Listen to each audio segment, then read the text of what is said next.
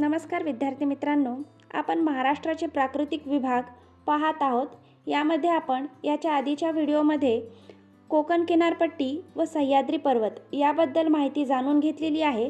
आजच्या व्हिडिओमध्ये आपण महाराष्ट्र पठाराबद्दल थोडक्यात माहिती पाहूयात। महाराष्ट्र पठाराला दख्खनचे पठार असे देखील म्हटले जाते। सह्याद्री पर्वताच्या पूर्वेस महाराष्ट्र पठार आहे। महाराष्ट्र पठाराचे क्षेत्रफळ 2.76 लाख चौरस किलोमीटर आहे। महाराष्ट्र पठाराची पूर्व पश्चिम लांबी 750 किलोमीटर आहे व दक्षिण उत्तर रुंदी 700 किलोमीटर आहे। महाराष्ट्र पठाराने महाराष्ट्राच्या भूमीपैकी 90% भूभाग हा व्यापलेला आहे। महाराष्ट्र पठार डोंगररांगा व नद्या खोऱ्यांनी व्यापलेले आहे। आपण महाराष्ट्र पठाराची निर्मिती कशी झाली ते पाहूयात। सुमारे 7 कोटी वर्षापूर्वी भारतीय द्वीपकल्पाच्या दक्षिण पश्चिम भागात झालेल्या ज्वालामुखीच्या भेगीय उद्रेकातून बाहेर आलेल्या लावारसाचे थर एकमेकांवर साचून महाराष्ट्र पठाराची निर्मिती झाली आहे। थरांच्या या रचनेला डेक्कन ट्रॅप असे देखील म्हटले जाते।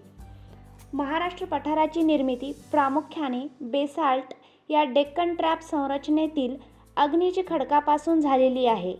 बेसाल्ट खडकाची सर्वाधिक जाडी 2 किलोमीटर महाराष्ट्र पठाराच्या पश्चिम सीमेजवळ आहे। महाराष्ट्र पठाराची पश्चिम पठार व पूर्व पठार अशा 2 भागांमध्ये विभागणी करता येईल। पश्चिम पठार हा सपाट नसून नदी व डोंगररांगा यांनी व्यापलेला आहे, तर पूर्व पठार हा मैदानी प्रदेशासारखा सपाट भाग आहे। महाराष्ट्र पठारावर सातमाळा अजिंठा, हरिश्चंद्र बालाघाट, महादेव डोंगररांगा, सातपुडा पर्वतरांगा या प्रमुख डोंगररांगा आहेत। सातमाळा अजिंठा डोंगररांगेमुळे तापी व गोदावरी या नद्यांची खोरी वेगळी झाली आहेत। सातपुडा पर्वतरांगेमुळे तापी व नर्मदा या 2 नद्यांची खोरी वेगळी झाली आहेत। हरिश्चंद्र बालाघाट या डोंगररांगेमुळे गोदावरी व भीमा या नद्यांची खोरी वेगळी झाली आहेत। शंभू महादेव डोंगररांगेमुळे भीमा व कृष्णा या नद्यांची खोरी वेगळी झाली आहेत। महाराष्ट्र पठाराची उंची पश्चिमेकडून पूर्वेकडे कमी कमी होत जाते, त्यामुळे महाराष्ट्रातील नद्या या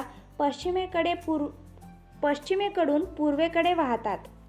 महाराष्ट्र पठारावर अहिल्यानगर पठार, सासवड पठार, बुलढाणा मालेगाव पठार, तोरणमाळ पठार इत्यादी अनेक लहान मोठे पठारे व त्या दरम्यान नद्यांची खोरी आढळतात। पठाराच्या उत्तरेस सातपुडा पर्वतरांग पूर्व पश्चिम पसरलेली आहे। महाराष्ट्र पठारावर गोदावरी, कृष्णा, तापी, भीमा, वर्धा, वैनगंगा इत्यादी नद्यांची खोरी आढळतात। महाराष्ट्र पठारावरील गोदावरी खोरे हे राज्यातील सर्वात मोठे नदी खोरे आहे। नर्मदा नदी राज्यात केवळ नंदुरबार जिल्ह्यात उत्तर सीमेवरून पूर्वेकडून पश्चिमेकडे वाहते। अशी ही महाराष्ट्र पठाराची थोडक्यात माहिती आपण पाहिली आहे। ही जर माहिती आपल्याला आवडली असेल तर व्हिडिओला लाईक, शेअर व सबस्क्राईब नक्की करा। थँक्यू।